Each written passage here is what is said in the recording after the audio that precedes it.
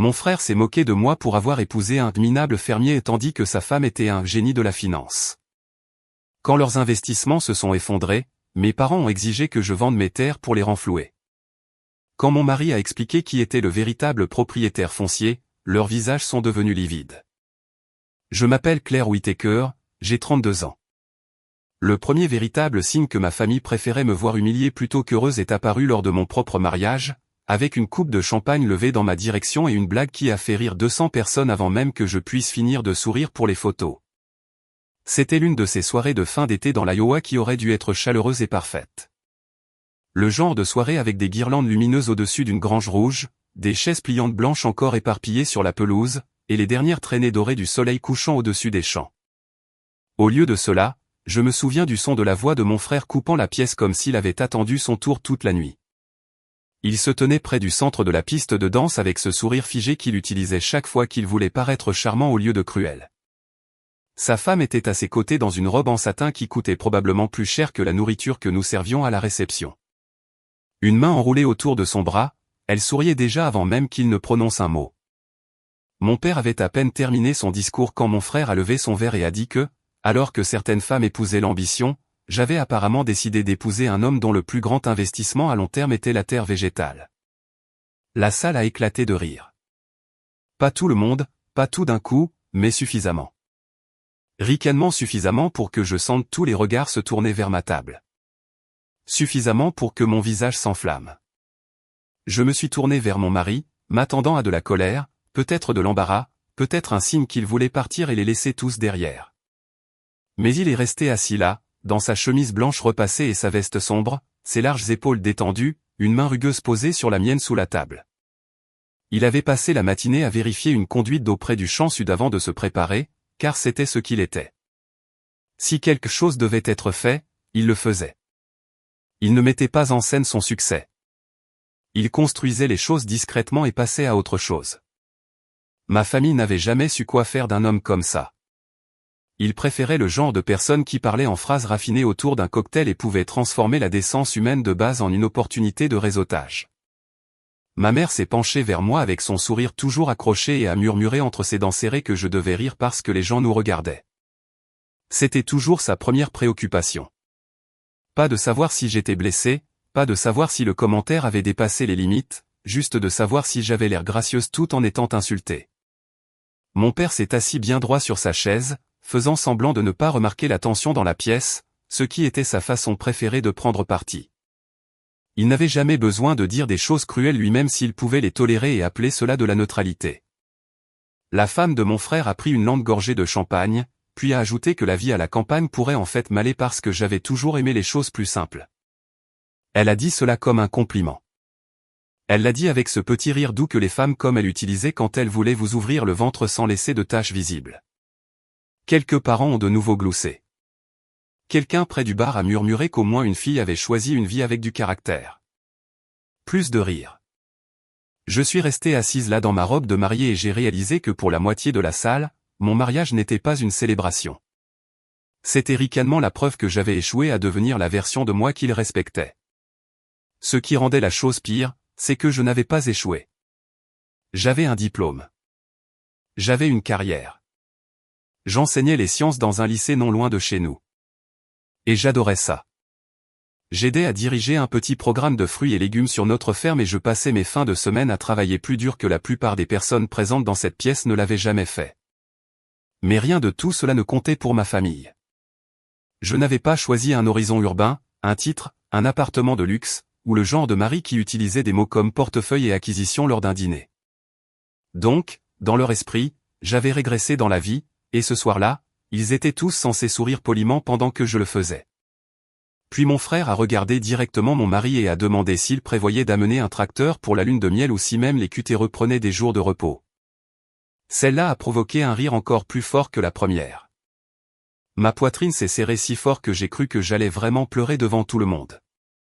Je pouvais sentir cette terrible pression derrière mes yeux, celle que je connaissais depuis l'enfance, celle qui venait chaque fois qu'on s'attendait à ce que j'absorbe l'humiliation tout en paraissant douce.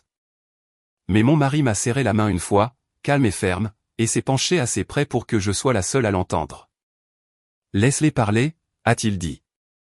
Ils ne comprennent que ce qui brille, pas ce qui dure. C'était une phrase si calme, mais elle a traversé le bruit mieux que n'importe quel discours dans la pièce. Je l'ai regardé, vraiment regardé, et j'ai senti mon rythme cardiaque ralentir. Ils n'avaient pas honte. Ils n'étaient pas déstabilisés. Ils n'essayaient d'impressionner personne. Cette assurance m'a donné juste assez de force pour me lever. J'ai pris mon verre d'eau et je me suis levé avant de pouvoir me dissuader. La salle s'est tue par vagues inégales. Mon frère a eu un sourire en coin comme s'il pensait que j'allais jouer le jeu.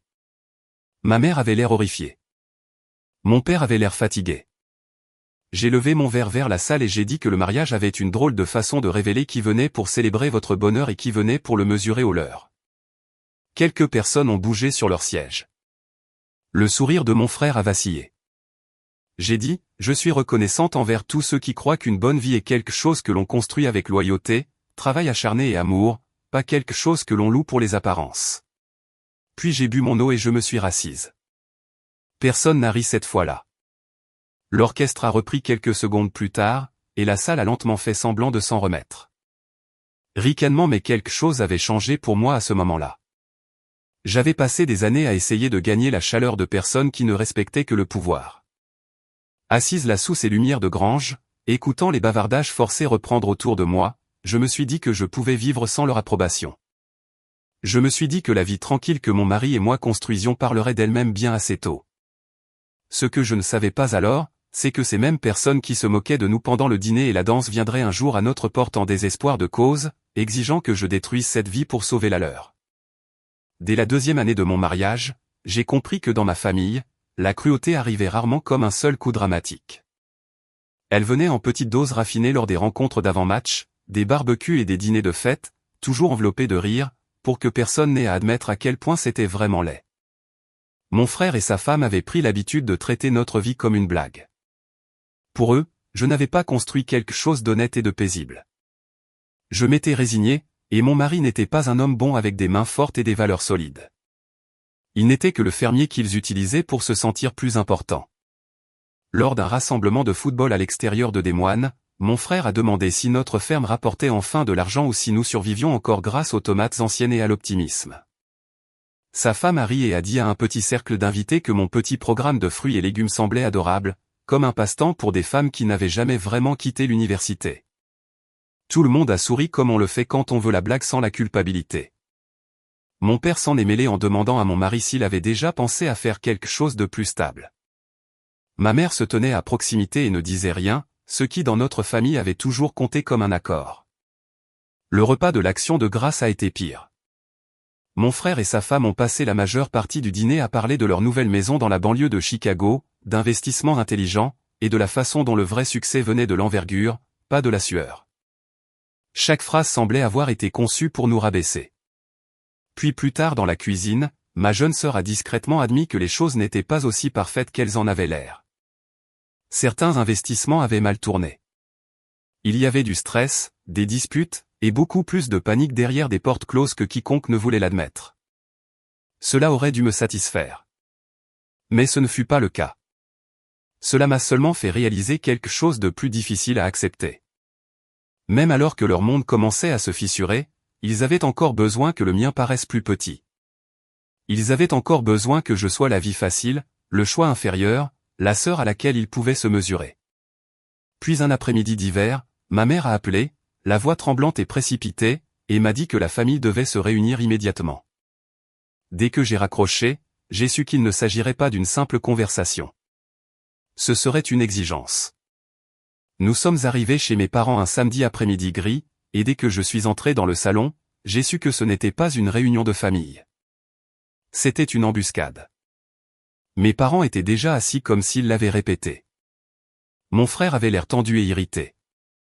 Sa femme avait un dossier sur les genoux et l'expression de quelqu'un qui essaie de paraître professionnel alors que son monde s'effondre. Ma jeune sœur était là aussi, silencieuse et visiblement mal à l'aise. Personne ne s'est embarrassé de bavardage. Ma mère a simplement dit qu'ils avaient de graves ennuis.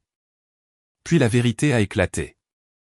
Les investissements dont mon frère et sa femme s'étaient vantés pendant des années s'étaient effondrés.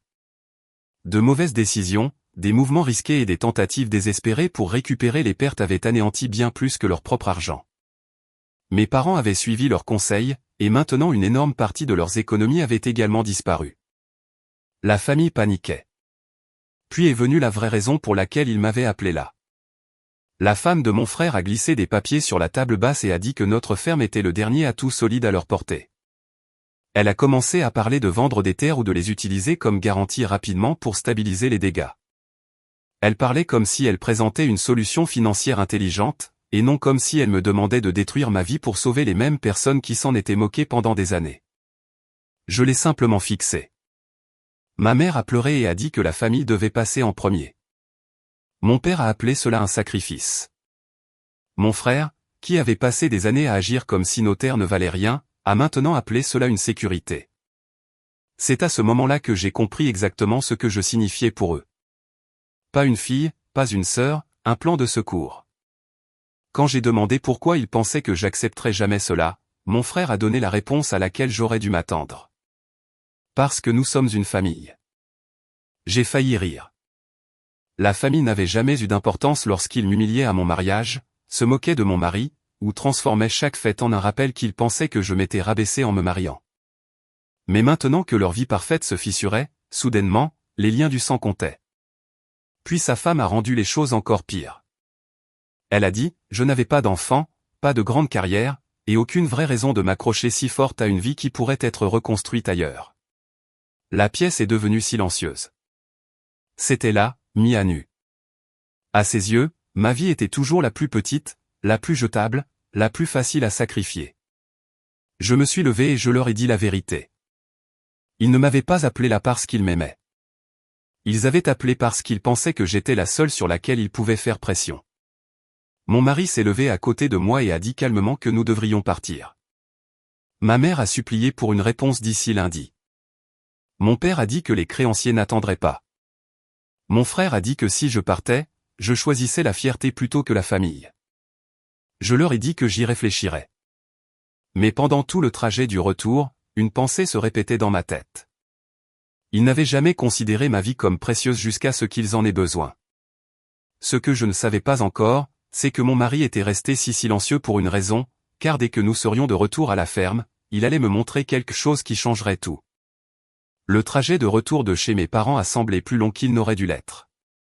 J'étais assise sur le siège passager, regardant les champs d'hiver dénudés, rejouant chaque mot de cette réunion jusqu'à ce que la colère commence à se transformer en quelque chose de plus lourd. Ce n'était pas seulement qu'ils voulaient nos terres. C'était la façon dont ils les avaient demandées. Comme si ma vie était la chose évidente à découper. Comme si les années qu'ils avaient passées à se moquer de nous pouvaient être effacées à la seconde où ils avaient besoin de quelque chose que nous possédions. Mon mari n'a presque rien dit sur le chemin du retour, et ce silence m'a plus troublé que s'il avait crié.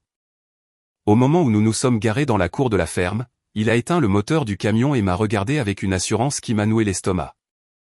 Il m'a dit qu'il y avait quelque chose que je devais voir avant de prendre une décision. J'ai demandé ce qu'il voulait dire, mais au lieu de répondre, il m'a fait passer devant la cuisine, par le vestiaire arrière, et vers le hangar à machine derrière la grange. L'air à l'intérieur sentait l'huile, le métal froid et le bois coupé. J'étais allé dans cet atelier une centaine de fois auparavant. J'avais vu des pièces à moitié construites sur les établis, des boîtes de capteurs, des câbles, des cahiers remplis de croquis et de mesures. Je savais qu'il bricolait. Je savais qu'il concevait pour la ferme des systèmes qui fonctionnaient mieux que tout ce que nous aurions pu acheter. Je savais qu'il avait été consultant sur quelques projets agricoles au fil des ans. Mais j'avais toujours considéré cela comme un homme intelligent résolvant des problèmes pratiques près de chez lui. Puis il a déverrouillé une armoire en acier que je ne l'avais jamais vu ouvrir. Il a sorti plusieurs dossiers épais et les a étalés sur l'établi. Brevets, déclaration de société, accord de licence, état financier, contrat avec des groupes agricoles dans plusieurs États, partenariat de recherche. J'ai fixé les pages, puis je les regardais, puis j'ai de nouveau baissé les yeux, essayant de faire en sorte que mon cerveau rattrape ce que mes yeux lisaient. Il m'a dit que la ferme n'était qu'une partie de l'histoire. Des années plus tôt, après notre mariage, il avait créé une entreprise autour des systèmes qu'il avait développés dans l'atelier et testés dans nos champs. Pas une activité secondaire, pas une petite entreprise de conseil, une véritable entreprise agrotechnologique. Capteurs de terrain, cartographie des sols, surveillance des cultures par drone, intelligence d'irrigation, modélisation des sécheresses. Le genre de travail dont je savais l'importance, mais je n'avais jamais réalisé qu'il avait pris une telle ampleur. Il a dit que l'entreprise s'était développée discrètement, un contrat à la fois, un brevet à la fois, jusqu'à ce qu'elle vaille plus d'argent que je ne pouvais l'assimiler assise là sous l'éclairage unique de l'atelier. Je l'ai regardé et j'ai demandé la seule chose que je pouvais dire. Pourquoi ne m'as-tu pas dit tout cela? Il n'a pas bronché. Il a dit que Jean connaissait des éléments parce qu'il n'avait jamais voulu me mentir. Je savais qu'il construisait des systèmes. Je savais qu'il y avait des accords, des partenaires, des avocats et des investisseurs en arrière-plan. Ce que je ne savais pas, c'était l'ampleur, la structure, ou le fait que presque tout ce qui nous entourait était maintenant lié à quelque chose de beaucoup plus grand qu'une ferme familiale. Il a dit qu'il avait gardé la vision d'ensemble secrète jusqu'à ce qu'elle soit protégée, stable et impossible à perturber pour quiconque. Puis il m'a révélé la partie qui a rendu tout ce qui s'était passé cet après-midi-là encore plus brutal. La ferme elle-même n'était pas détenue de la manière dont ma famille le croyait, ni par moi d'une manière simple et facile à faire plier, ni même par lui comme un homme seul qu'il pouvait coincer. Les terres appartenaient à une société holding liée à l'entreprise, protégée, stratifiée et intouchable par le genre de manipulation émotionnelle que mes parents avaient essayé d'utiliser. En d'autres termes, ils ne pouvaient rien forcer si nous ne voulions pas qu'on y touche. J'essayais encore d'assimiler cela quand il a ouvert un autre dossier et l'a fait glisser vers moi. À l'intérieur se trouvaient des rapports de marché, des résumés de transactions, des notes internes, et un nom d'entreprise que j'ai reconnu dans ces documents. Mon frère et sa femme n'avaient pas seulement fait des paris imprudents. Ils avaient pris position contre son entreprise. Ils avaient regardé une entreprise agrotechnologique en pleine croissance et avaient décidé qu'elle était surévaluée, fragile et facile à parier contre. Ils avaient supposé que tout ce qui était enraciné dans l'agriculture devait être arriéré, limité et faible.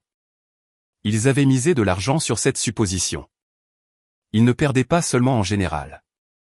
Ils perdaient parce qu'ils avaient parié contre lui, contre nous.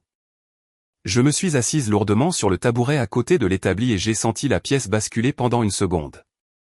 Toutes ces années de petits commentaires suffisants, tout ce discours sur l'envergure, l'intelligence et le vrai succès, et d'une manière ou d'une autre, ils avaient été trop arrogants pour regarder de près la chose même dont ils se moquaient.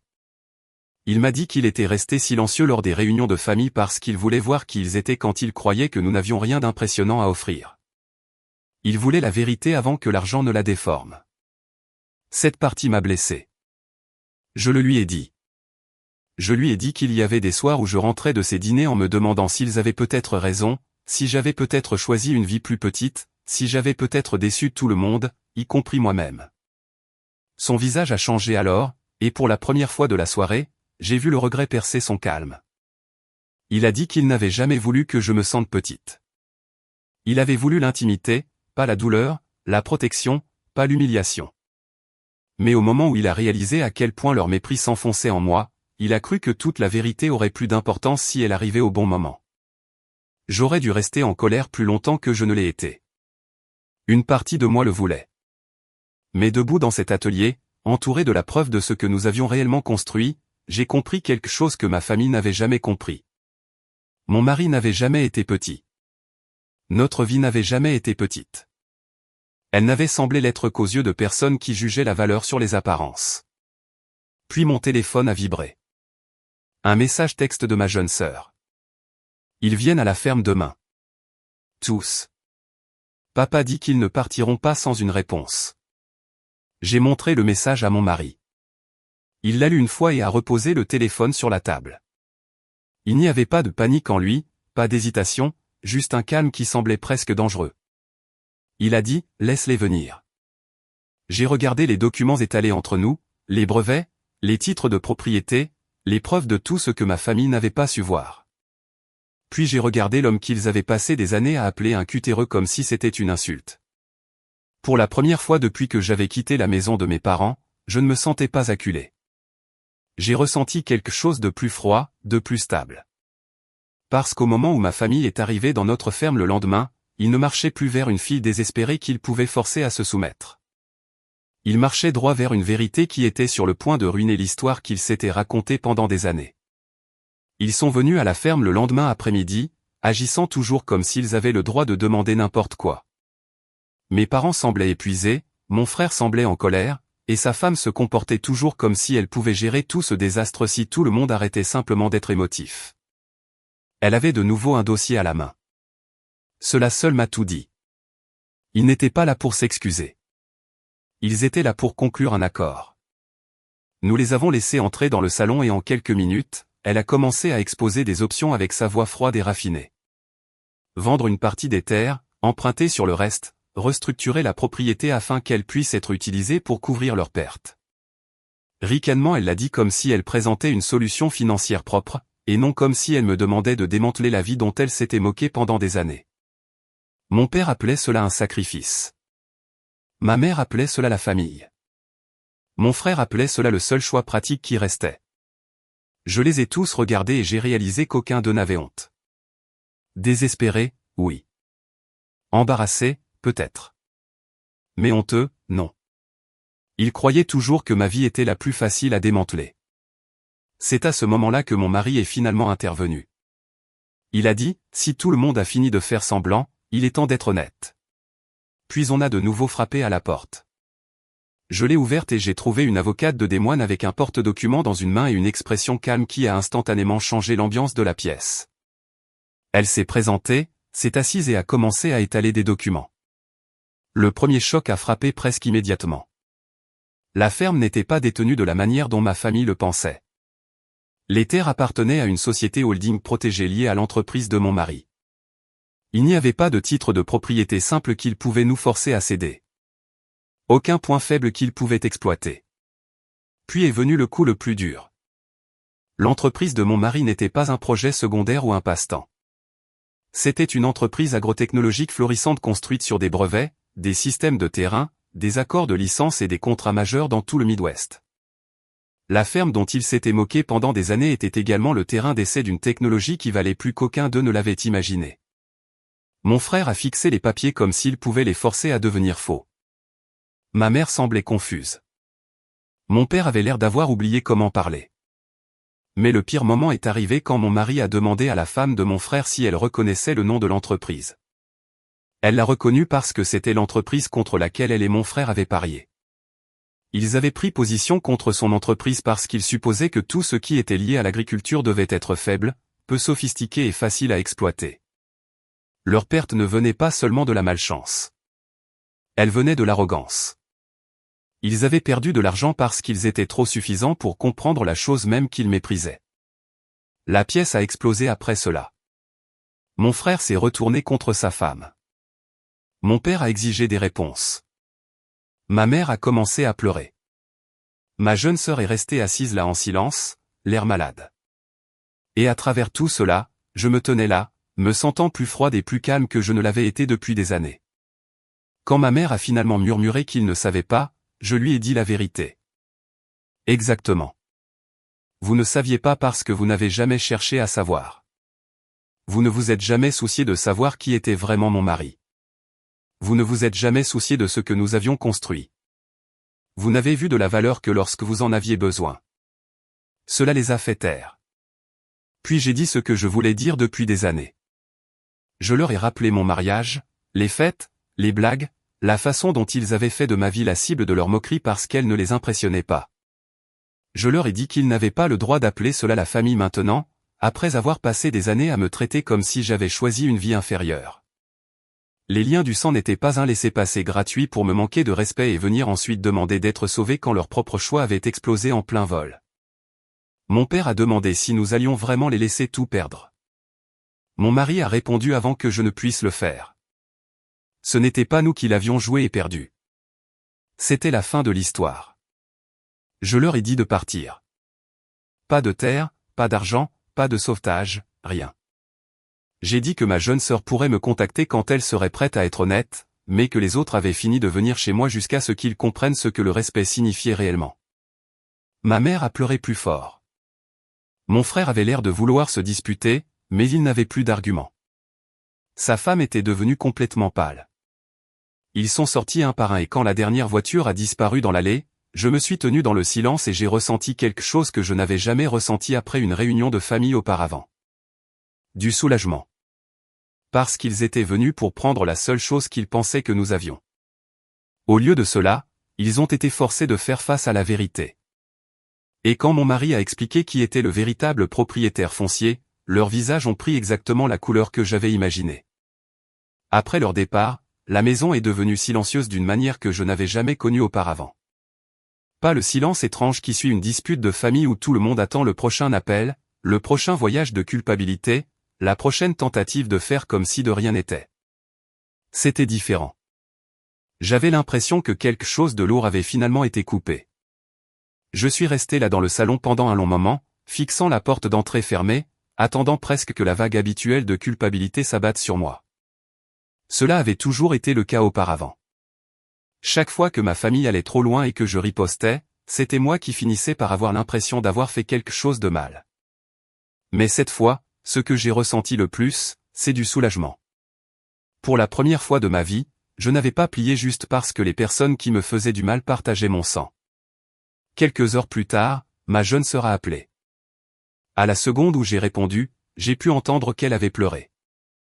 Elle m'a dit qu'elle était désolée, pas seulement pour cet après-midi-là, mais pour des années passées à rester là sans rien dire alors que j'étais moqué, rejeté et traité comme l'erreur de la famille. Elle a dit, « Regardez tout s'effondrer dans votre salon m'a forcé à admettre quelque chose que j'avais évité pendant longtemps. » Le silence n'était pas la paix. Le silence n'était pas le fait de rester en dehors de ça. Le silence était de choisir le camp de quiconque était assez cruel pour continuer à parler. Ces excuses m'ont frappé plus fort que je ne m'y attendais. Peut-être parce que c'était la première chose honnête que quelqu'un de ma famille m'avait dite depuis des années. Je n'ai pas tout pardonné en une seule conversation. Je n'étais pas prête pour cela et je n'ai pas fait semblant de l'être.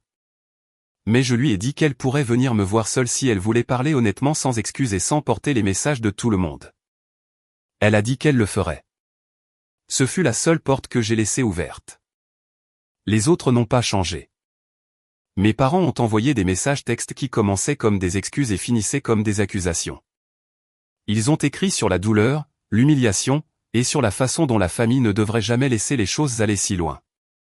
Comme si j'étais celle qui avait créé le désastre. Mon frère et sa femme ont essayé de nous contacter par l'intermédiaire d'un avocat, en utilisant un langage prudent sur la recherche d'une voie raisonnable pour avancer et préserver les intérêts de la famille. C'était presque drôle. Même après tout cela, ils pensaient toujours que la bonne formulation pouvait habiller leur arrogance et la faire paraître juste. Nous avons tout refusé. Puis les conséquences ont commencé à les rattraper pour de bon. Mon frère a perdu des clients. La réputation de sa femme a pris un coup qu'aucun sourire raffiné ou manteau coûteux ne pouvait cacher. Mes parents ont dû commencer à vendre des morceaux de la vie qu'ils avaient passé des années à utiliser comme preuve qu'ils avaient tout fait correctement. Et même si une petite partie de moi détestait toujours voir le naufrage, une partie plus forte de moi a finalement compris la vérité. Leur effondrement n'était pas quelque chose que j'avais causé. C'était la facture de leur propre arrogance. Et tôt ou tard, elle devait toujours être payée. Dans les mois qui ont suivi, j'ai arrêté de mesurer ma vie à l'aune de ceux qui refusaient de la comprendre. Cela a tout changé. La ferme s'est agrandie. L'année scolaire s'est terminée. Le travail que mon mari et moi avions passé des années à construire discrètement dans les granges, les champs et les ateliers de fin de soirée a commencé à évoluer vers quelque chose de plus grand. De nouveaux partenariats se sont ouverts à travers l'Iowa et au-delà. Des cultivateurs locaux ont commencé à visiter la ferme pour apprendre de nos systèmes. Une subvention fédérale est arrivée peu de temps après, nous donnant la chance d'étendre des recherches qui pourraient aider les petites fermes familiales à survivre à la sécheresse, à la hausse des coûts et aux saisons qui devenaient de plus en plus difficiles à prévoir. Pour la première fois, l'avenir semblait vaste au lieu d'être sur la défensive. Ma jeune sœur a tenu parole. Elle est venue seule la première fois, nerveuse et honteuse, portant une tarte qu'elle n'avait pas besoin d'apporter et des excuses qu'elle aurait dû faire des années plus tôt. Mais c'était réel et cela comptait. Nous avons parlé pendant des heures à la table de ma cuisine et lentement, prudemment, quelque chose d'honnête a commencé à grandir entre nous. Non pas parce que le sang l'exigeait, mais parce que la vérité l'a finalement rendu possible. Les autres sont restés à l'écart. Mes parents tournaient toujours autour de leur fierté comme si elle pouvait les sauver. Mon frère et sa femme ont disparu dans les décombres de l'image qu'ils avaient passé des années à vénérer. Et pour une fois, j'ai laissé cela être leur fardeau, pas le mien. Ce qui m'est resté le plus, ce n'est pas leur chute. C'est la leçon en dessous. Les gens qui ne vous accordent de la valeur que lorsqu'ils peuvent profiter de vous ne vous ont jamais vraiment accordé de valeur. Ils vous évaluaient. Il y a une différence. L'amour véritable ne disparaît pas quand votre vie semble ordinaire. Le vrai respect ne dépend pas des titres, des comptes bancaires, ou de savoir si votre succès vient dans des bureaux raffinés ou des bottes boueuses. Les personnes qui comptent sont celles qui se tiennent à vos côtés avant que le monde ne voie votre valeur, pas celles qui accourent après qu'elles deviennent utiles. Je pensais que la blessure la plus profonde dans tout cela était d'être sous-estimé. Ce n'était pas le cas. La blessure la plus profonde était le temps que j'avais laissé leur opinion façonner la façon dont je me voyais. Mais perdre ce besoin de leur approbation m'a donné quelque chose de mieux que la vengeance. Cela m'a donné la paix. Et s'il y a quelque chose que cette histoire m'a appris, c'est ceci. Ne laissez jamais une famille toxique décider du prix de vos rêves. Si les personnes les plus proches de vous ne se souviennent de votre valeur que lorsqu'elles ont besoin d'être sauvées, alors peut-être que la personne que vous devez sauver est vous-même. Alors dites-moi, que feriez-vous si votre propre famille exigeait que vous sacrifiiez tout ce que vous avez construit juste pour sauver les mêmes personnes qui ont passé des années à vous mépriser? Cette histoire est purement fictive et destinée à des fins de divertissement et d'éducation.